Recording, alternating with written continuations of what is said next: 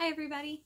I wanted to put together a video covering the first 2 weeks of what is going on with Derby. For those of you that don't follow us on Instagram or Facebook, my horse Derby had a really nasty looking eye, and so I had vet out, and we ended up deciding to put in what's called an SPL, for short as a Subpalpebral Lavage System, and it's basically a catheter tube that goes through the eyelid and then is weaved through the mane, so we can put medication through the tube and it'll topically drip onto the eye rather than having to apply medication directly to his eye, because he is not going to tolerate that. And so this allows us to go ahead and do treatments multiple times a day, at least 4 times a day. Some days we do it more. And covering the first 2 weeks of treatment and progress.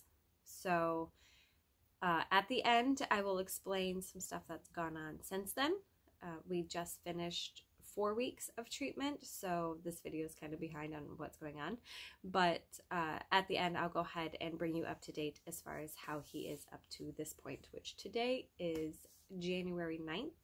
And all of this started, I noticed the nasty eye and called the vet on December 11th. And she came out the 12th, and that's when we decided to put the SPL in, and that was placed on December 13th. This, what I'm doing, is called a menace. Right. The theory is if I touch your eye and then I fake that I'm going to touch it, you should blink, and he doesn't. Yep. So that's what tells me that I don't think he sees. He probably still sees shadows because when I turn on the light, he'll react, but I don't think that he sees a whole lot.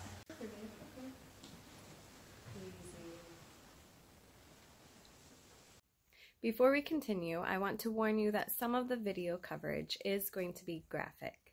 There will be needles placed in the horse's eyelid, as well as the line being pushed through from inside. So continue watching at your own discretion. At this point, Derby has been sedated and is getting a nerve block in his eyelid to prevent him from being able to blink, so then they can properly get the line placed. They had to shave the hair on the top of his eyelid so that they had room for placement.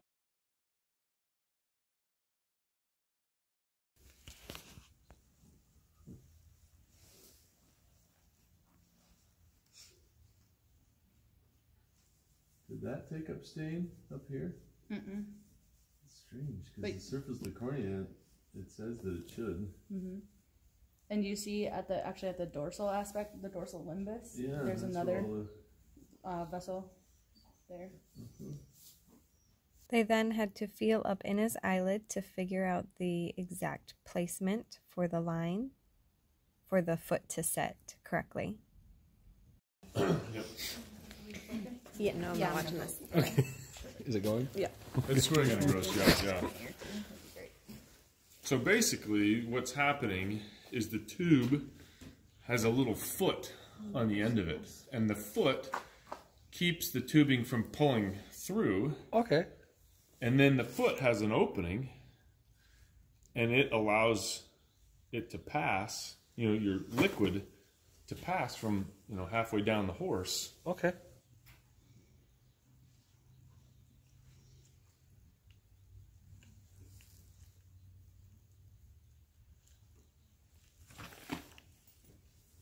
There, need any help?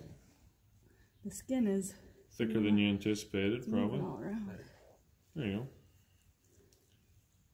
Perfect. That's cool. All right, I'll take this from you. Thank you. If you want to keep pulling it, I'll guard it. You betcha. That's pretty cool.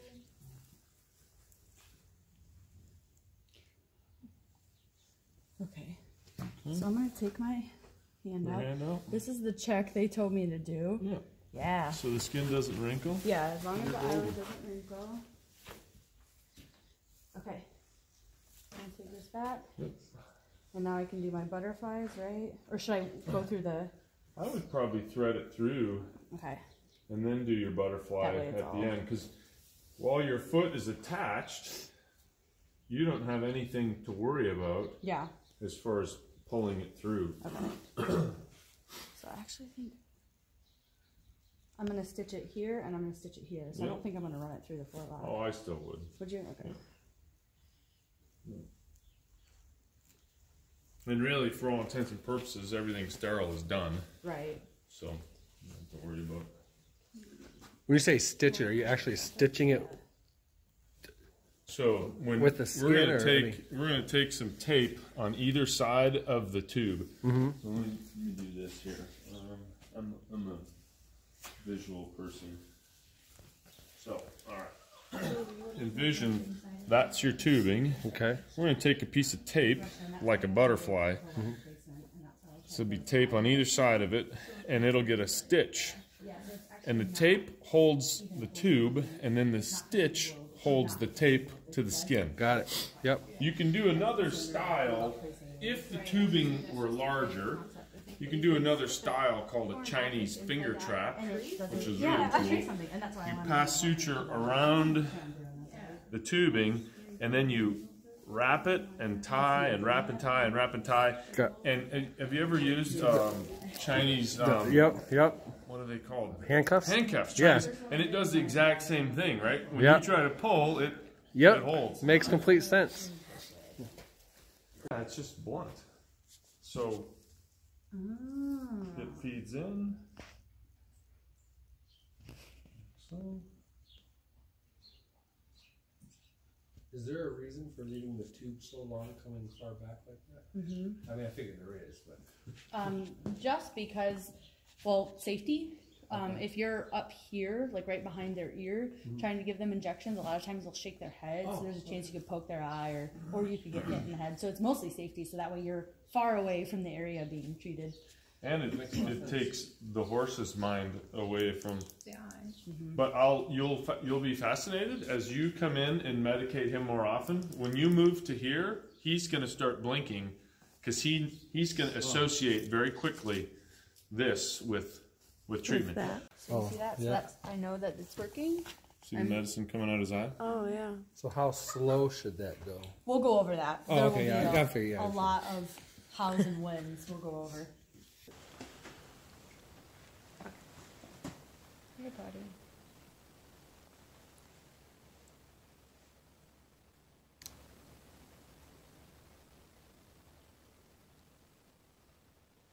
Put that needle in just a little bit more. Okay. Yeah.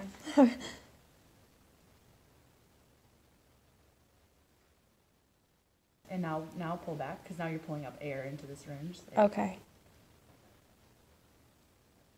And was he already blinking, or is there not enough for that it's yet to be blinking? Looks like he might be blinking now.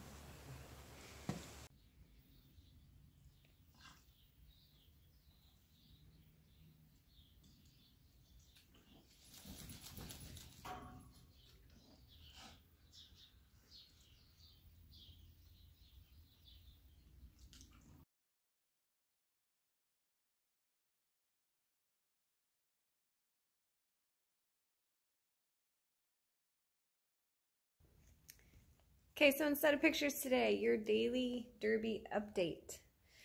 He's doing really good. The vet came out this morning. She changed out his port to a new one. You want to change those every couple of days to help prevent any bacteria or anything or any issues with it. She took a look at his eye, did another dye test, and he does have, in fact, a cut or a hole. I mean, it looks like a hole, but you know, it's hard to say if it started as a cut or what. But that is there. So we've gotten through the pus layer, and we are now battling that. So he is staying on his medication. Again, she's going to come back out Friday to do a recheck, and at that point, she's hoping that we can alter his medication schedule, and is also hoping within the next week or so we might be able to take the line out, and he will be completely done.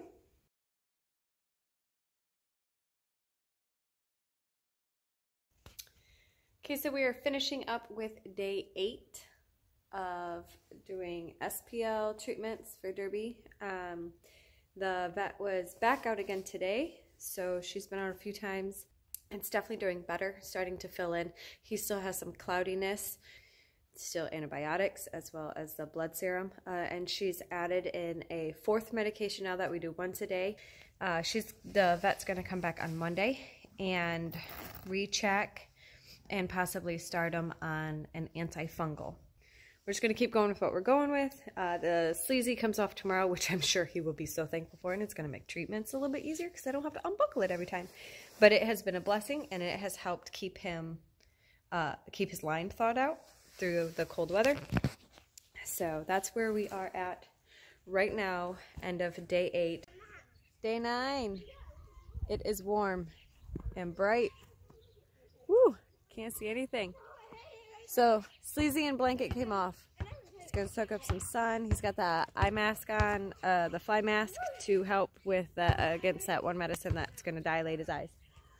Otherwise, he's doing really good. The crater seems even better still today. So making good progress. We'll see how this new medicine continues to take effect, and we'll see how he is Monday morning. Day 14. He's eating dinner, and yes, he is very muddy. So the vet was out again today, and we are adding in an antifungal medication. She doesn't see any difference between, well, she had to come out Tuesday to put a new port in because he decided to break it off, but her checkup was Monday. So from Monday to Thursday, she didn't notice the difference in the ulcer. So we are adding in an antifungal with every treatment. So that's 4+ times a day, just depending on how many treatments we do. We are 2 weeks in. We are still dealing with the ulcer, not wanting to heal completely. We don't know if it's because it's deep. We don't know if it's just being stubborn. Not knowing the exact cause makes it more difficult, but we're just pushing through, and hopefully come Monday morning or Monday afternoon when she comes back out, there'll be some significant improvement with adding in that new medicine. Alright guys, out for the last procedure for tonight. That will conclude our first 2 weeks of treating this eye infection and eye ulcer using the SPL. So I will keep you guys updated on how progress grows. My apologies for the wind. Hopefully it won't be too much longer, but we'll see. We'll just keep going until he's all healed and all good to go. And CJ's creeping up behind me. Alright, thanks for hanging out and following along, and we'll keep you posted on how Derby does.